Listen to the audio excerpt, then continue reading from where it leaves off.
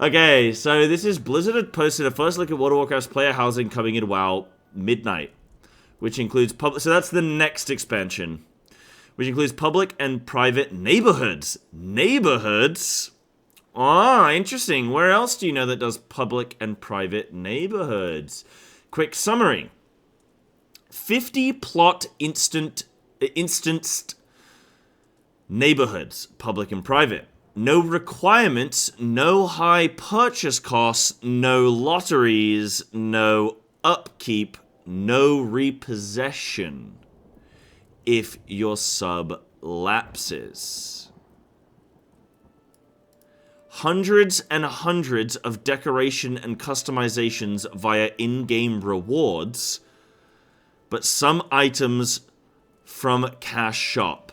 I think that's very reasonable. 2 housing zones available at launch, 1 for Alliance and 1 for Horde.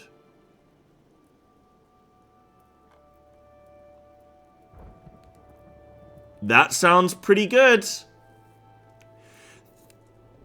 The construction of the new... So obviously in Final Fantasy, you're used to having to, like, enter a lottery, you've got a bid, there are high prices, and you might not end up with the house. And if your sub lapses for, I'm not sure exactly how many, 2 months, a month or something? Like, if your sub lapses for X amount of days, then your house gets repossessed. Boom, done. And you lose that house. Now, instance player housing is something that's already, like, you know, that's common. That's obviously a thing. The instance player housing. So that you have, like, the neighborhoods. And then on each server, you have the different neighborhoods. That makes sense. Yeah, due to the limited spots. So it seems like they're just going to layer these or phase these. So, like, when somebody... I wonder how this is going to work, where if somebody goes... Because in Final Fantasy, the really nice thing is when you go to a location on that server, you find that house. Done. It is not, oh, well, if you're on the layer of 5, then it's this person's house, and if you're on layer 7, then it's this person's house. It's like, that is your plot on that server. Now, the difference with that is, like, apartments, right? Like, apartments, you can have, like, I don't know if it's infinite. So it sounds like WoW's gonna have infinite spots, or near infinite, right? Like, whatever, you know, millions, or whatever, you know, whatever needs to be. So... that's the nice side is that everyone's gonna have a house. The downside, I mean, one cool thing that they could do is, like, your house on that 50 plot neighborhood is, like, always those 50 houses. So at least if you tell someone, like, right, if you come to this server on this plot, or, like, you know, this neighborhood, then you will find my house. But you need to be in a party with me or something, maybe?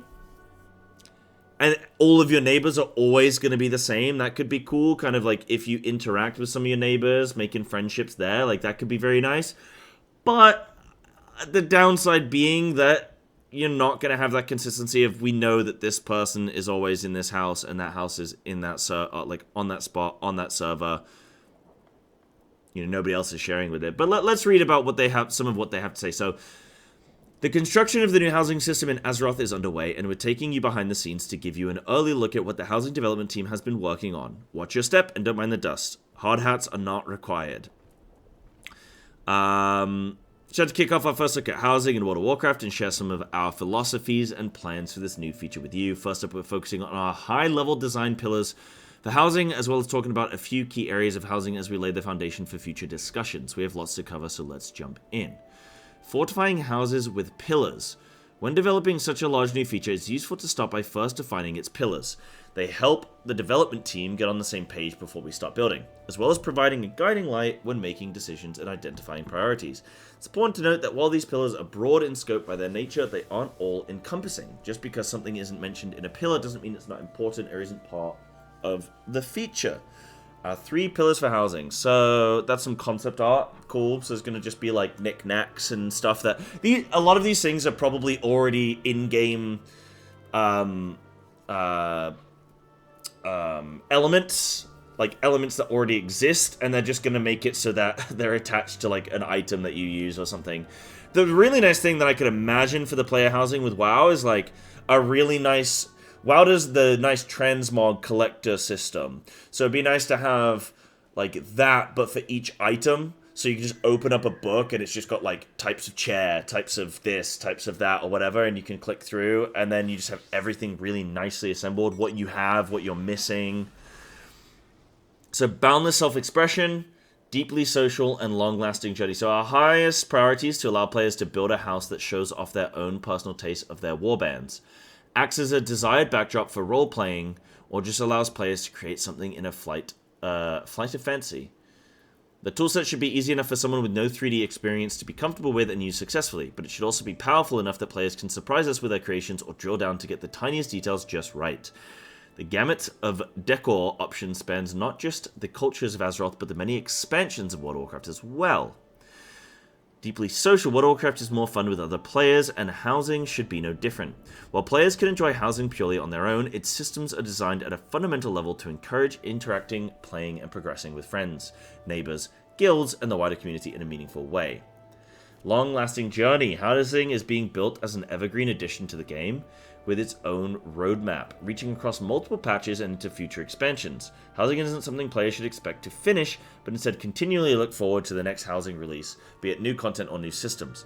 This is a long-term commitment for us as developers and offers players rewards all along the way. One more important note, even though it's not an explicit pillar, wide adoption is a primary consideration for us as well. Most players should want a house in Azeroth, and if a player wants a house in Azeroth, they can have a house in Azeroth. Furthermore, I feel like this is a little bit of a hit at Final Fantasy. Like obviously the idea of player housing, I mean, who knows? Maybe it's like, I don't know how the housing works in like Guild Wars or flipping RuneScape, if there even is any. But like, this might be like a little bit of a hit at Final Fantasy. It's like, oh, you know, not everybody gets a house. But they obviously are not going to outright say that. So, who knows? Maybe a little bit of cheekiness. Yeah, housing is instance. Okay, yeah. Furthermore, housing is being designed to scale with the player's interest. If someone wants to spend dozens of hours a week on their house, that's great. If they're only interested in coming in and going once or twice a month, that's great too. Okay. It was released in 2006. Wow, okay. Zoning in on home. We've seen a lot of discussion, speculation from the community on where players will be able to have houses. We decided early on that there would be 2 housing zones available at launch, one for Alliance, one for Horde, with more possible places to live in the future. The Alliance zones takes inspiration from Elwynn Forest with touches of Westfall and Duskwood. And the Horde is inspired by Durotar, its coastline, and Ashara. There are 2 main reasons for this decision. Having many housing zones conflicts with the second pillar of designing a feature that is deeply social. In a world where players can live in many different zones, they become increasingly spread out, and even with aggressive sharding, the chance of seeing other players, much less interacting with them, drops quickly. Okay, interesting. So these are going to be like actual things you're going to be able to go to in Elwynn Forest and stuff. I'm very curious how they're going to do that. Like, obviously I assume that they're not just going to plonk in 50 houses, boom, in Elwynn Forest, but like, it's going to be like some kind of instance thing in Elwynn Forest? So maybe you got to go through a portal that's like waiting there as you get to like Goldshire Inn or something, right? Putting it bluntly, zones are a lot of work. We'd much rather do a great job with a small number of zones than do a passable job in a large number.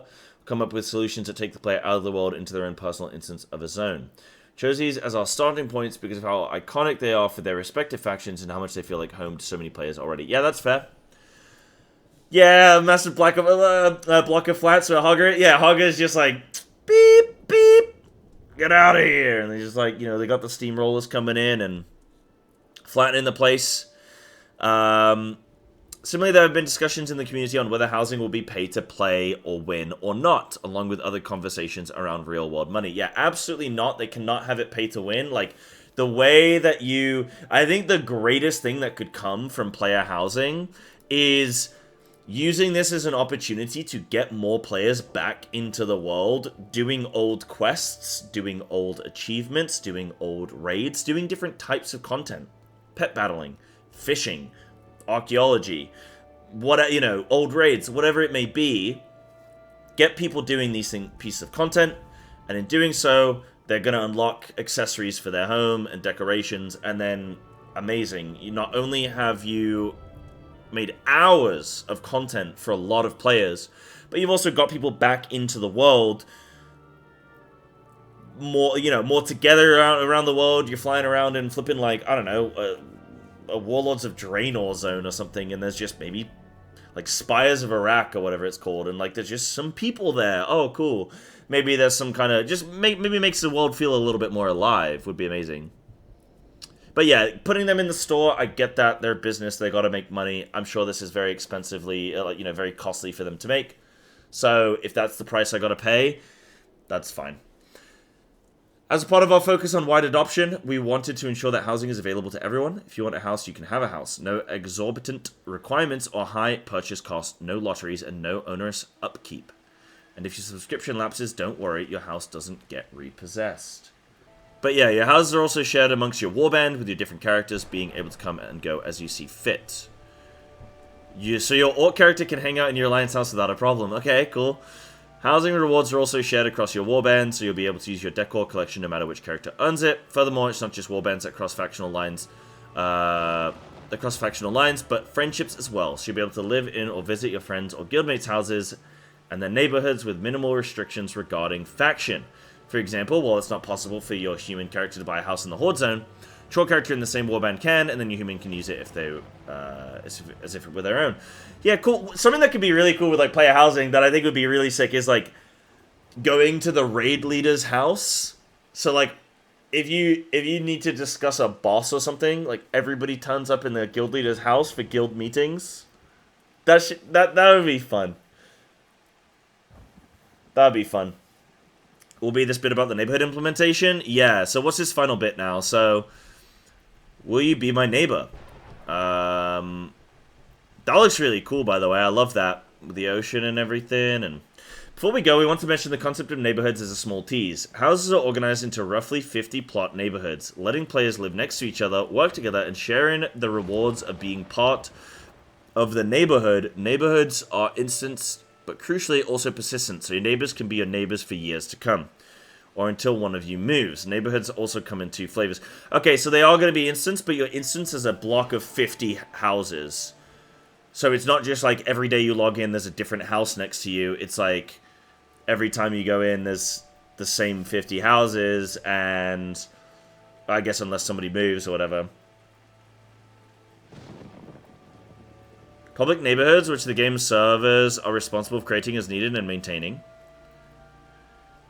Private neighborhoods created by groups of friends or guilds to inhabit, progress, and customize together.